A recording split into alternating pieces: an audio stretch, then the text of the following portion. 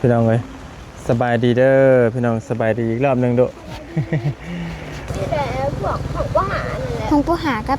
ห้องพวกน้องเองไปโรงเรียนเนี่ยเพิ่นว่าอะไรก็ว่าอะไรทีอันมาอยู่ก็ยิรินดุยิรินมาเตือมากับเตือเพิ่นว่าลูกคนจนบ่มีรถขี่มาโรงเรียนลูกแบบคนจนเว้าเหยียดแบบเวลาในครูบอกเขาก็บ่ฟังจนได้เอาขืนของการไพ่เบ้าว่าลูกคนจนหมู่บ่เลยส่วนหลายก็พวกผู้ชายเพิ่นแถวว่าอะไรดุบ่มาฟังใหม่ดุเพิ่นว่าลูกคนจนบ่มีรถขี่ไปโรงเรียนบ่มีพ่อแม่บ่มีพ่อมีแม่ก็ย่างอันย่างหลอกกลางทางพ่อก็ขี่รถอีห้างไปเบียดอันหมู่เว้าใช่เจ้านำบ่จึงเจ้าได้ยินหมู่เว้าฉันคิดจังได๋ก็บ่ได้คิดเจ้าเลือกเกิดบ่ได้จะรู้สึกเสียใจบ่ที่เกิดมาเป็นลูกแม่บ่เสียใจเนาะเลยได้ครูเตือนเขาแหละแต่เขาบ่ฟังจนได้เอาขืนของการแต่เขาก็บ่ฟัง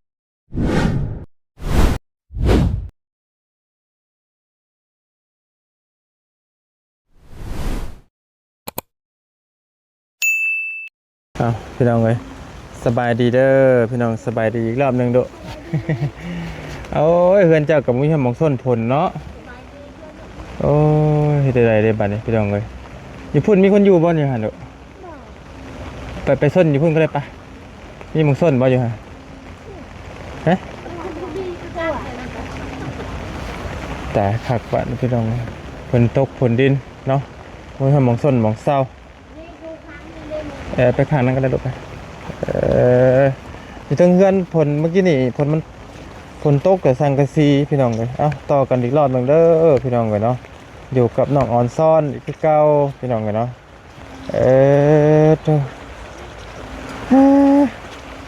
ตกขักตกนี่เนาะอันนี้ของเจ้าบ่นี่ของเจ้าอ่ะเกิดเป็นระบาดเมื่อกี้นี่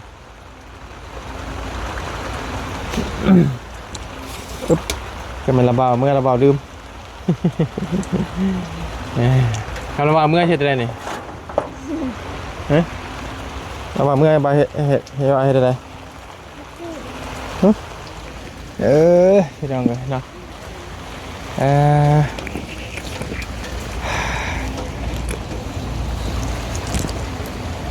ไพ่สีไห่กินนี่ไพ่ไห่กินนี่แม่บ่ไห่กินแม่จะไห่ยังดูโมโหคือโมโหแม่ไห่ยังเพิ่นหูอยู่ว่าเพิ่นไห่ยังโมเลยเจ้าพี่น้องเลยนอนม่วนอยู่บ่นอนคืน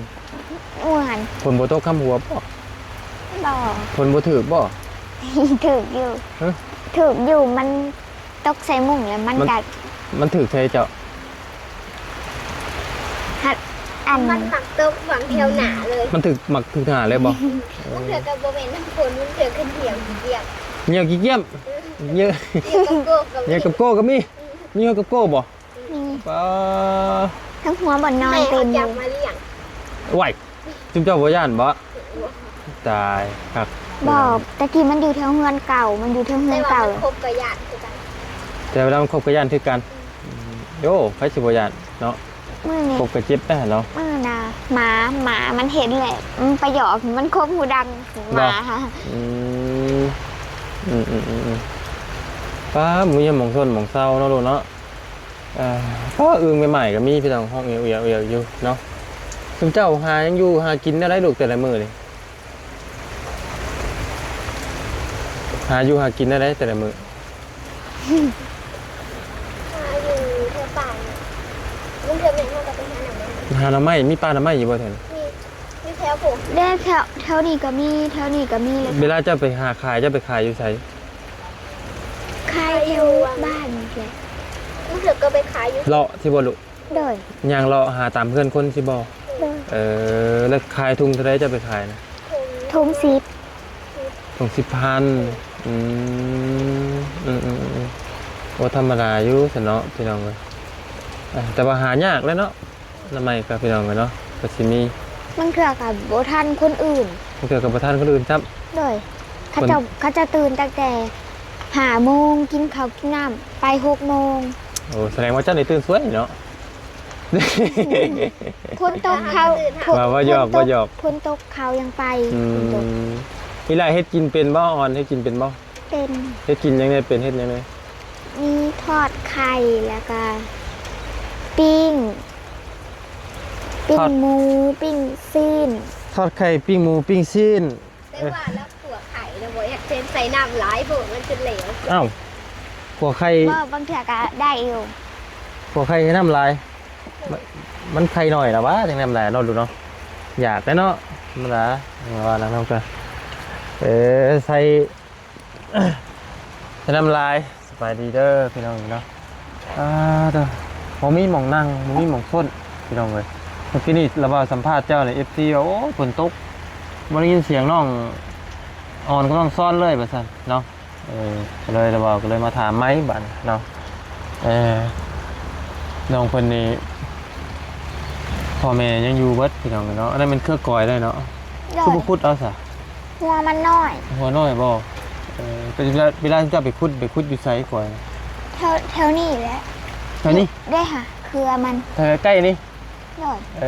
แล้วก็ ได้หลายหัวเติบ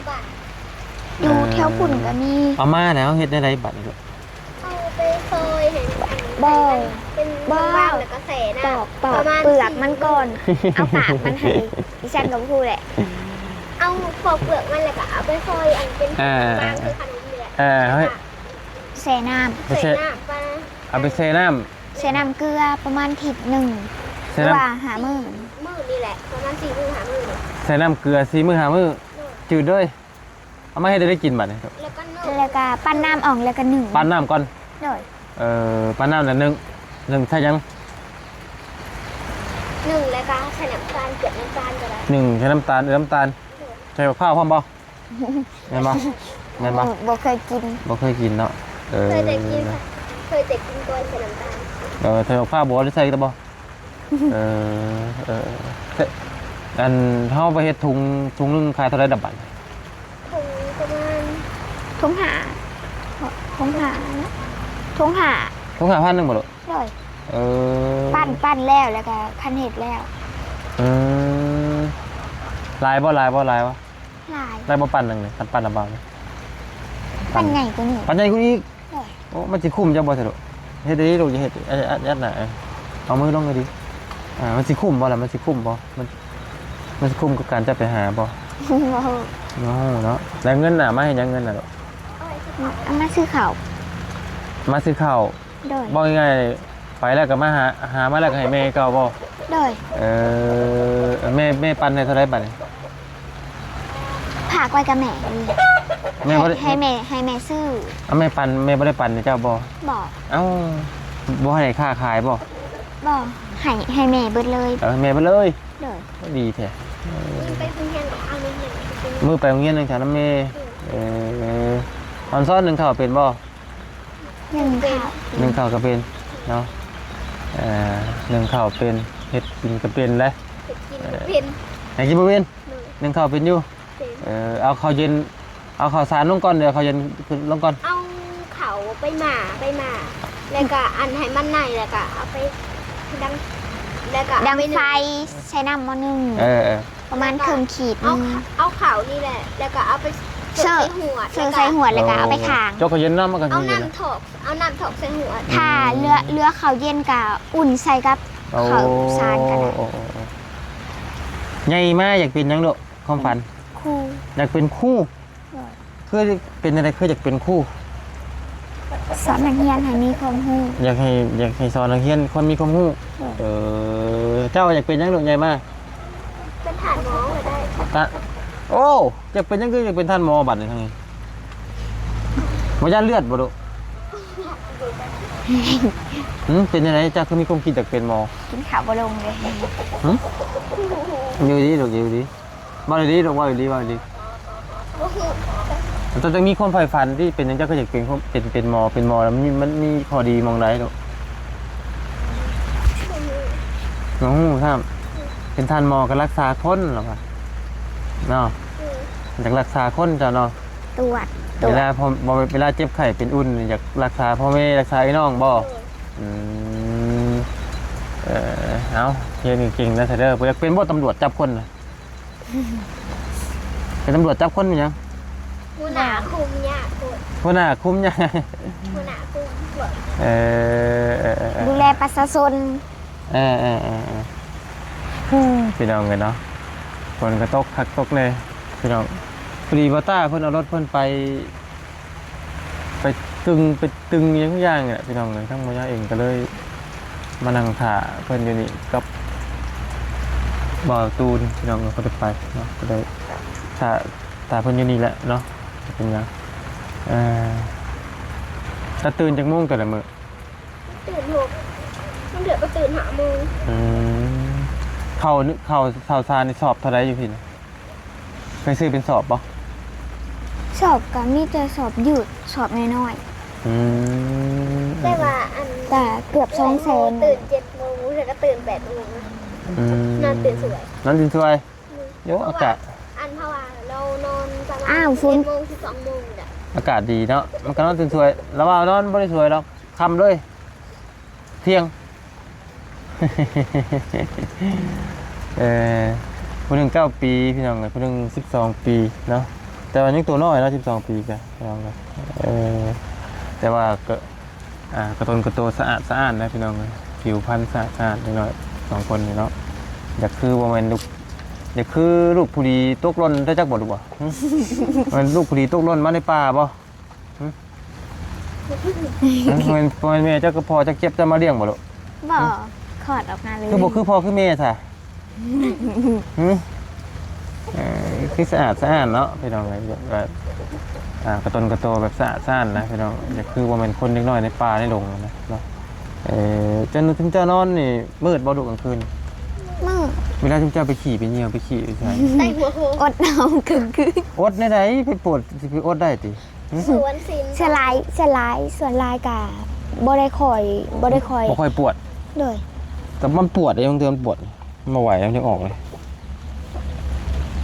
กะ มื้อนี้กินสุ่มนี่มื้อแรงจะปวดจะสิได้ไหน กินสมบ่ สมมุติว่าจะปวดท้องทายเจ้าสิได้ไหนลูก สลายตะแรงบ่มักถ่าย มีแต่ตอนเช้า สมมุติบ่ปวดเฮ็ดได้ไหน เอิดเอา อดได้อดมันสิอดได้บ่อดทายเฮ็ดได้ไหนบัดพวกพ่อแม่บ่ บ่ลงไปเอง น้อง เล เอย งเลยบ่ยันผีประหลอกบ่ บ่ เพิ่นมายังกันน่ะ ถ้ามือวันศิลอ๋อมาชวนพอเฮาเราไปอันนั้นไปตึกเด็ดนำกัน ไปตึกอยู่ไสน่ะ อยู่นี่ เดือดมือวันศิลป์กาปวดอันปวดเอวกา อดเอา ย่านบ่ ย่านอยู่ กลางเว้นนี่เจ้าไปเข้าอยู่ไสกลางเว้นน่ะลูก ที่ภาษาเนี่ย ป่านี่บ่โอ้แสดงว่าระเบ้าเขาบ่ได้แถวนี้เนาะเขาไปพ่อระเบิดเจ้าได้เนาะ บ่กด ขึ้นคุมบ่ เอาเสียงกูดกู หยอกแล้วว่าหยอกเด้อว่าหยอกเจ้าสิดอกเนาะธรรมชาติมันบ่มีเด้พี่น้องเอ้ยมันบ่มีนะเฮาก็ต้องได้ จำเป็น จำเป็นต้องเลยระเบ้าก็เคยระเบ้าก็เหมือนคนรวยมาคือกันตะกี้ระเบ้าอยู่ให้อยู่หน้าก็คือเจ้านี่แหละไปทายตามป่าตามดงทุกมื้อนี้ไก่บางเทื่อก็ยังทายคือกันมันจำเป็นเด้อดเอาทุกเลยเนาะน้ำอาบทุกเจ้าอาบไปใช้ทุกมื้อนี่ อยู่หนอง น้ำนองบ่ เลยใส่ ควยลงหลิดน้ำมันเถือกับปีน มีปิงพร้อมโอ้ เชื้ บ่ย่านบ่ อรายมันบ่อยากออกมา อืม แต่ว่าน้ำมันจะลึกนิดนึงเพราะว่าฝนมันตกแล้วมันขึ้น คือระเบ้าได้ยินว่าถึงเจ้าไปเข้าโรงเรียนน่ะหมู่ว่าทุกข์บ่ เลย คือว่าไผถมลายใช่ นี่แหละพวกของว่าหานั่นแหละ ห้องผู้หากับห้องพวก ไป น้อง ได้ เอง ไปโรงเรียนเนี่ยเพิ่นเว้าใดๆก็ลูกเว้าได้ทีอันเว้าดีก็ยินลูกยินมาเจือมากับเจือ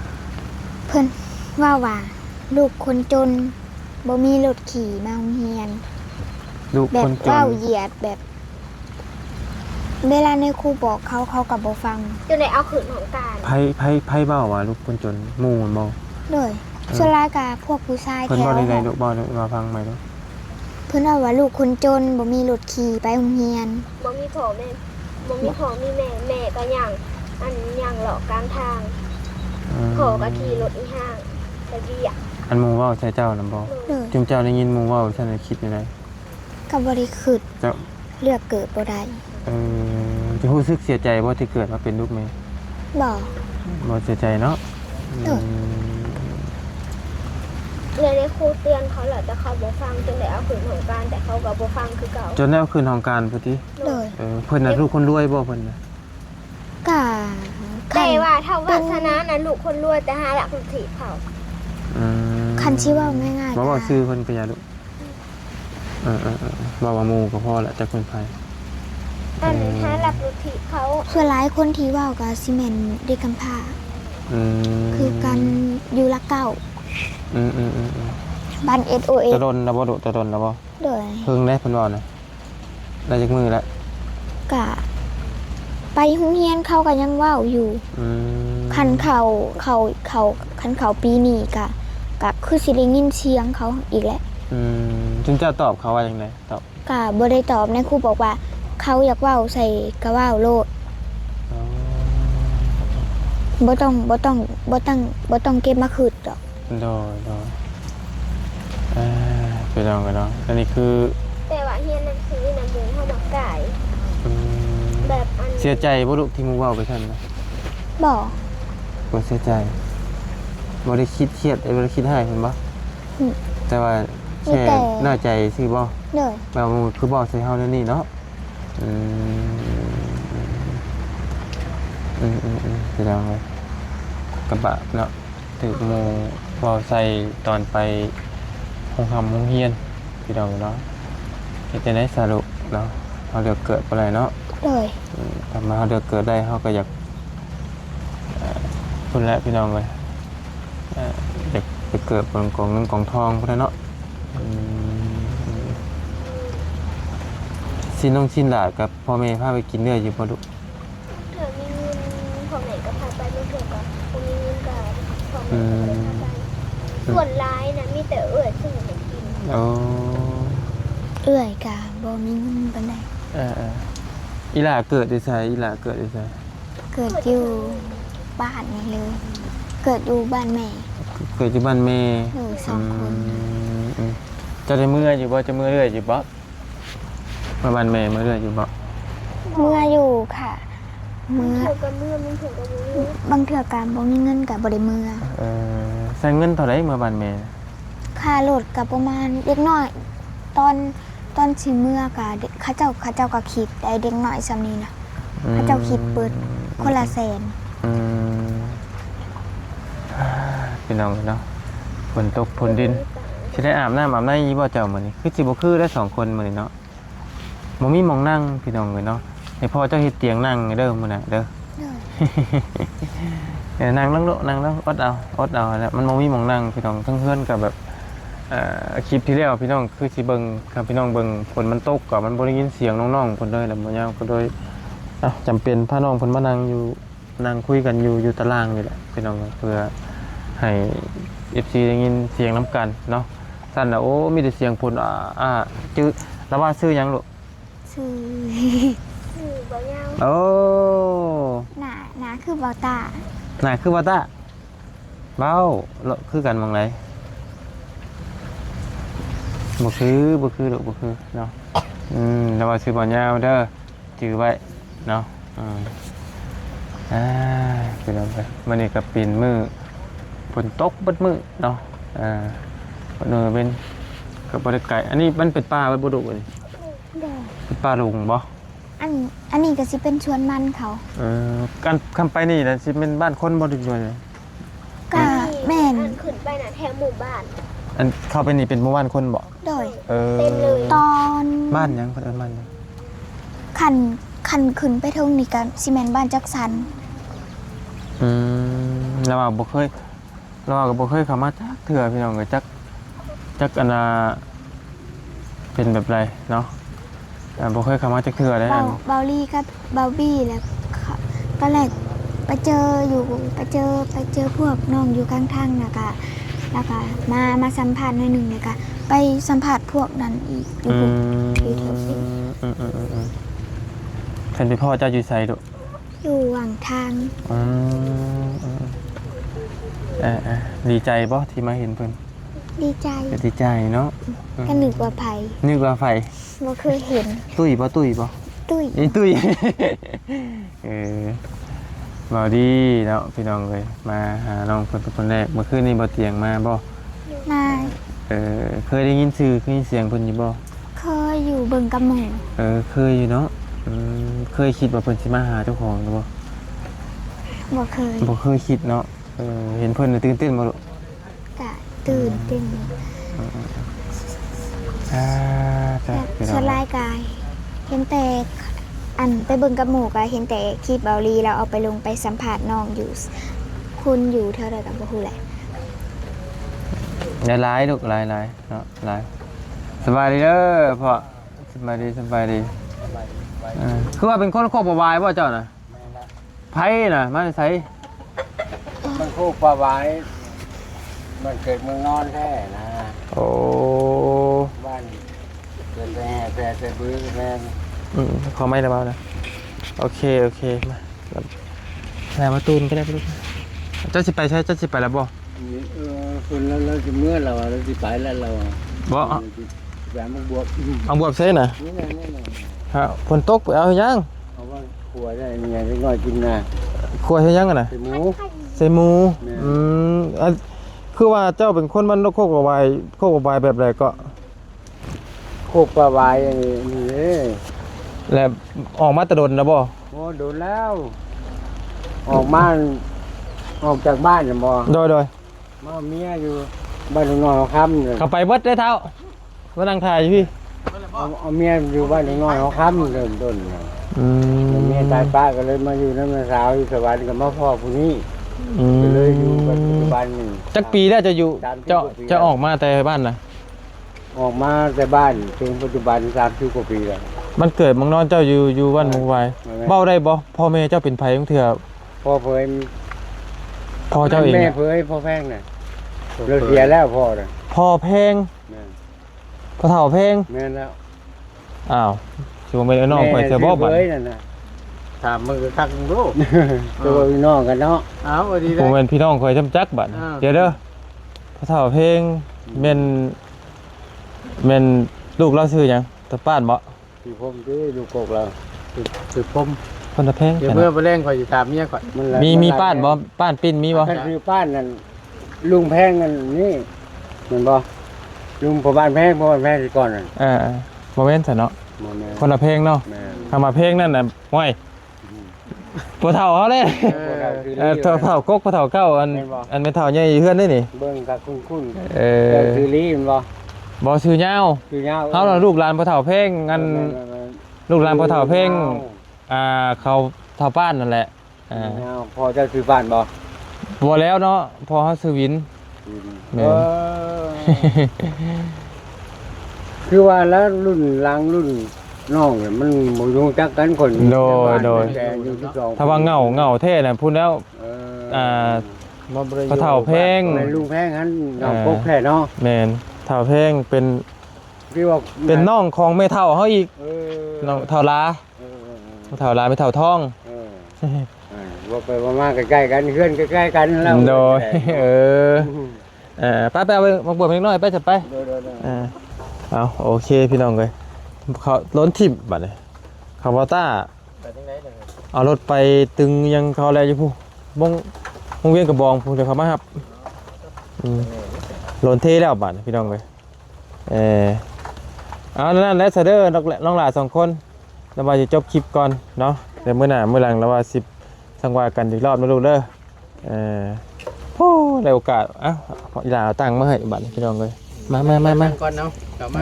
กินไข่พี่เฮา ระบาดแล้วสินัง มีอันแนวมาจีอยู่บ่นั่ง มี มีแนวมาจีอยู่จีแต่ว่าจุกมันเข้ากองไฟตายอยู่นะตักก็ได้นี่จ้ะมองคั่วจ้ะบ่นี่นะมองนึ่งข้าวบ่นี่นะมองนึ่งข้าวนึ่งน้ำเราพี่น้องเลยเป็นป้าดีเนาะ แล้วเว้าแค่นั้น สามารถติดตัวให้ปวกของนั้นพอได้กินเหรอ ที่ปลวกลายบ่ลูก ขายมันออกแถว แต่ นี้ นี่แม่นบ่เด้อเหรอ แม่นบ่ลูกเอออ๋อเฮาแน่นี่ ออกหมดเลยมัน แม่นบ่นี่มุนมันจะเอาให้ปลวกบ่นี่ พอเขาขี่กระเดื่อแหละ ใส่เบ็ด เรา บ่ เราไปเห็นอันตีนมัน เออ แล้วเราก็ชมไว้แล้วมันก็เกิดขึ้นมาได้หลาย เนาะพี่น้องเอ้ย ตกในบ่อนมันน้อย ว่าแล้วบอนมันเนาะหอกมันเรื่องมันปลาลงเนาะลงเด้พอได้กินอยู่ปลาลงเอาเดี๋ยววันนี้จบคลิปปิดคลิปก่อนสับไปลองกันอยู่ดีมีเฮงนะลูกล่ะโอเคสบายดีสะดวกสบายดี สวัสดี